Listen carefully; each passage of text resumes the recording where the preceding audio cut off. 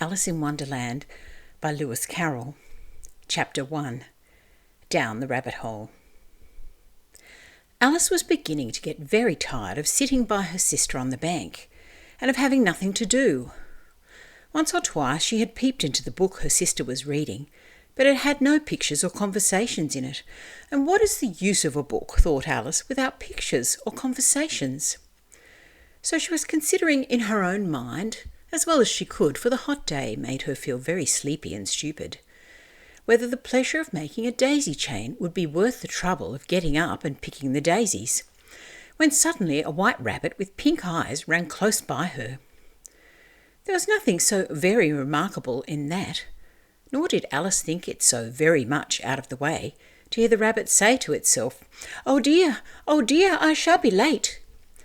When she thought it over afterwards, it occurred to her that she ought to have wondered at this, but at the time it all seemed quite natural. But when the rabbit actually took a watch out of its waistcoat pocket and looked at it and then hurried on, Alice started to her feet, for it flashed across her mind that she had never before seen a rabbit with either a waistcoat pocket or a watch to take out of it. And burning with curiosity, she ran across the field after it, and fortunately was just in time to see it pop down a large rabbit hole under the hedge. In another moment down went Alice after it, never once considering how in the world she was going to get out again. The rabbit hole went straight on like a tunnel for some way, and then dipped suddenly down, so suddenly that Alice had not a moment to think about stopping herself before she found herself falling down a very deep well. Either the well was very deep or she fell very slowly, for she had plenty of time as she went down to look about her and to wonder what was going to happen next. First she tried to look down and make out what she was coming to, but it was too dark to see anything. Then she looked at the sides of the well and noticed that they were filled with cupboards and bookshelves. Here and there she saw maps and pictures hung upon pegs. She took down a jar from one of the shelves as she passed it.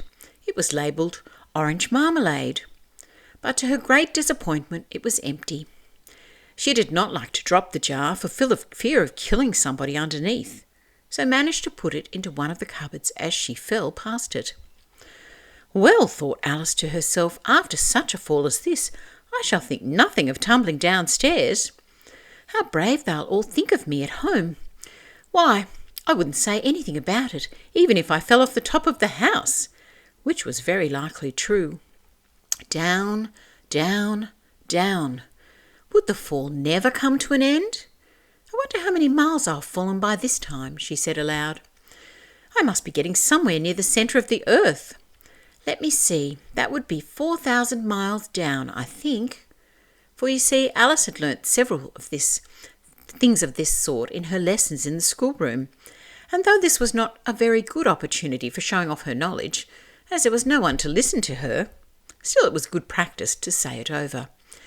Yes, that's about the right distance, but then I wonder what latitude or longitude I've got to. Alice had no idea what latitude was, or longitude either, but thought they were nice grand words to say. Presently she began again. I wonder if I shall fall right through the earth. How funny it will seem to come out among the people that walk with their heads downward. The antipathies, I think. She was rather glad there was no one listening this time, as it didn't sound at all the right word. But I shall have to ask them what the name of the country is, you know. Please, ma'am, is this New Zealand or Australia? And she tried to curtsy as she spoke.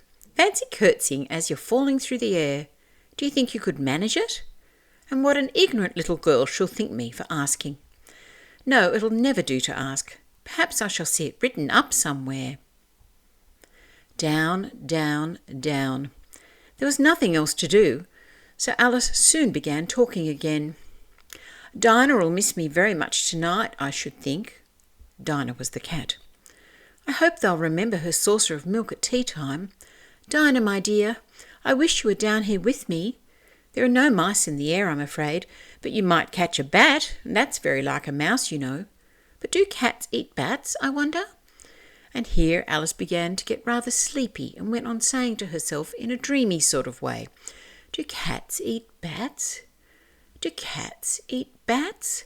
And sometimes, do bats eat cats?" For you see, as she couldn't answer either question, it didn't matter much which way she put it.